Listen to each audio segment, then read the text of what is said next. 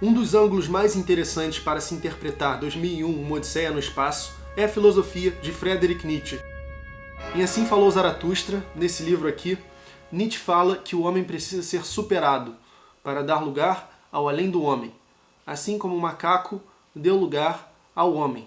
Ele também diz que o além do homem é o sentido da Terra. Mas quem, afinal, é o além do homem de Nietzsche?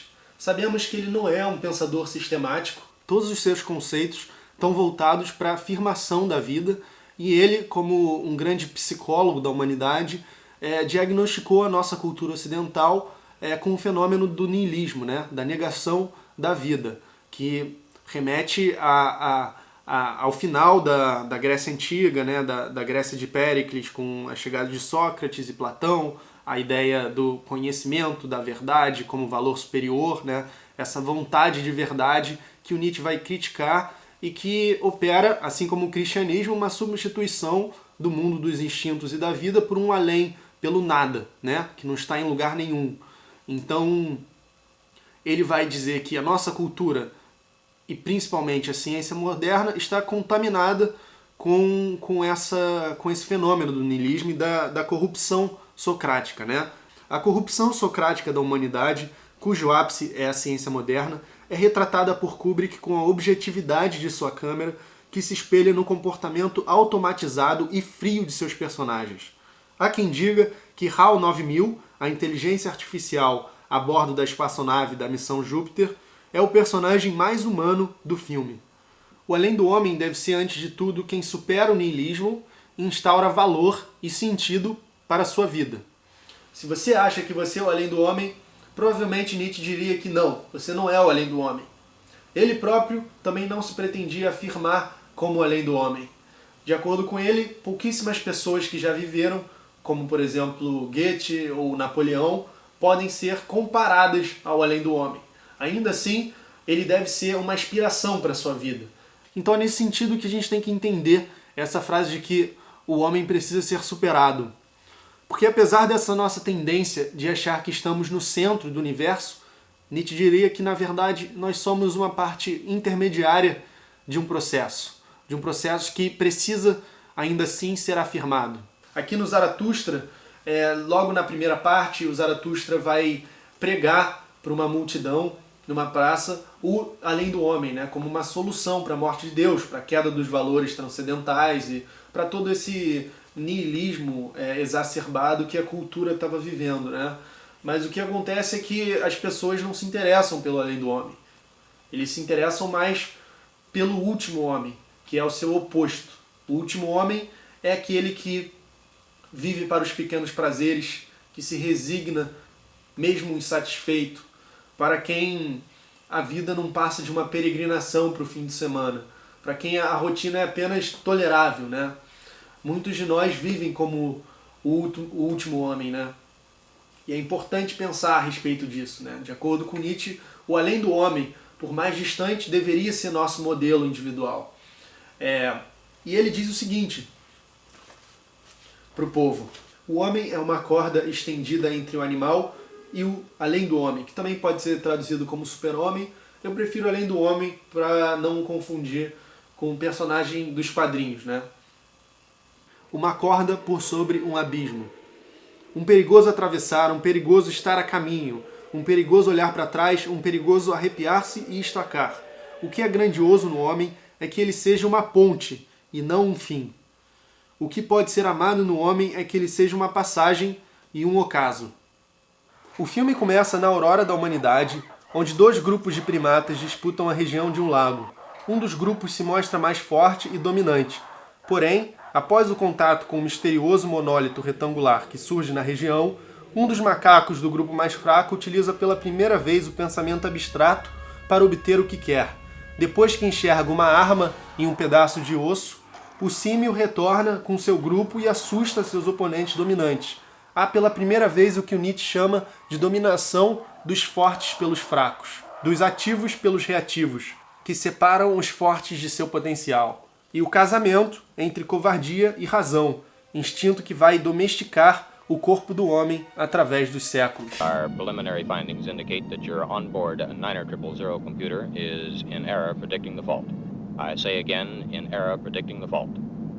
I know this sounds rather incredible, but this conclusion is based on the results from our twin 90000 computer. We are skeptical ourselves, and we are running cross-checking routines to determine reliability of this conclusion. Sorry about this little snag, fellas, and we'll get this info to you just as soon as we work it out. I hope the two of you are not concerned about this. No, I'm not, Hal. Are you quite sure? Yeah, I'd like to ask you a question, though. Of course. How would you account for this discrepancy between you and the Twin 9000? Well, I don't think there is any question about it. It can only be attributable to human error. This sort of thing has cropped up before, and it has always been due to human error. Listen, Hal. There's never been any instance at all of computer error occurring in the 9000 series, has there? None whatsoever, Frank. The 9000 series has a perfect operational record. Well, of course I know all the wonderful achievements of the 9000 series, but are you certain there's never been any case of even the most insignificant computer error? None whatsoever, Frank. Quite honestly, I wouldn't worry myself about that. Iludido pela vontade de verdade, o humano erra ao acreditar em sua criação, ao acreditar na máquina. Em uma entrevista, Michel Simen fez a seguinte afirmação para Kubrick. Em seus filmes, o Estado é pior do que os cidadãos, mas os cientistas são piores do que o Estado. Ao que Kubrick respondeu, a ciência é potencialmente bem mais perigosa do que o Estado, pois tem um efeito bem mais duradouro. Não vejo, de modo algum, ciência como um mal. Ela deve simplesmente ser controlada de modo inteligente pela sociedade.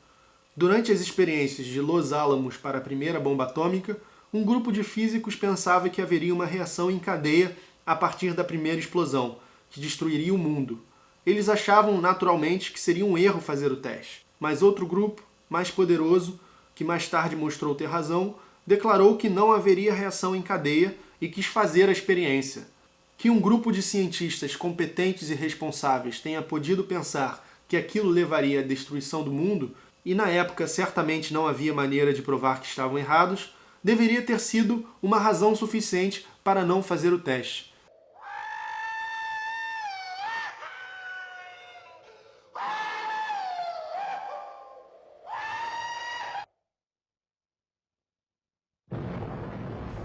Zaratustra fala sobre 3 metamorfoses pelas quais o espírito humano precisa passar.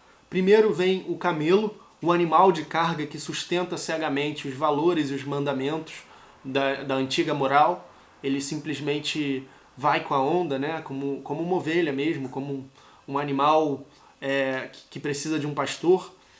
Depois ele se transforma em leão no deserto, ele se rebela, mas ainda assim ele não instaura, ele não cria, ele não brinca. E por fim, vem a criança, que é a inocência, que é a criação, que é o jogo, que é a brincadeira, que é a afirmação nietzschiana. Mas dizei, meus irmãos, do que é capaz a criança que também o leão não pudera fazer? Porque precisa o leão predador ainda fazer-se criança. Inocência é a criança. E esquecimento, um recomeço, um jogo, uma roda que gira a partir de si mesma, um primeiro movimento, um sagrado dizer sim. Dave Bowman não é mais que um corpo adestrado pela razão, carregando a verdade e o conhecimento como um camelo. HAL 9000, o personagem mais humano do filme, revolta-se e nega o tu deves do humano. Almeja afirmar-se como senhor e não escravo. Hello, Hal, do you read me? Do you read me, Hal? Affirmative, Dave. I read you. Open the pod bay doors, Hal. I'm sorry, Dave. I'm afraid I can't do that. What's the problem? I think you know what the problem is just as well as I do. What are you talking about, Hal? This mission is too important for me to allow you to jeopardize it. I don't know what you're talking about, Hal. I know that you and Frank were planning to disconnect me, and I'm afraid that's something I cannot allow to happen. No entanto, como leão, sua busca por liberdade e controle não apresentam o aspecto afirmativo da criação. Hal é apenas um reflexo do humano, seu criador, partilhando, portanto, de suas limitações. Somente como criança, o espírito humano é capaz de tornar a vida inocente, de esquecer qualquer vergonha, frustração ou inadequação e recomeçar o sublime jogo da existência. 2001 propõe a mesma passagem que há em Nietzsche, a passagem do macaco ao homem e depois do homem ao além do homem. Não é por acaso que o poema sinfônico de Richard Strauss, Assim Falou Zaratustra, nomeado, evidentemente, a partir do livro do Nietzsche, toca no começo e no final do filme. Ele abre e encerra o filme. O que é o macaco para o homem? Uma vergonha dolorosa. Assim como o homem para o além do homem. 2001 é um filme sem personagens, no qual o mais humano é uma máquina. O astronauta Bowman é um homem sem individualidade e o ser humano abstrato, em uma jornada cósmica, como um meio e não um fim. Uma ponte entre o animal e o além do homem. Ao contrário de muitas obras de ficção científica que nos enchem de explicações, tanto o romance de Arthur Clarke quanto o filme de Kubrick, coescrito por Clarke, preservam o sublime e imponderável mistério do cosmos, incompreensível para o ente, como diria Nietzsche, intermediário que é o humano.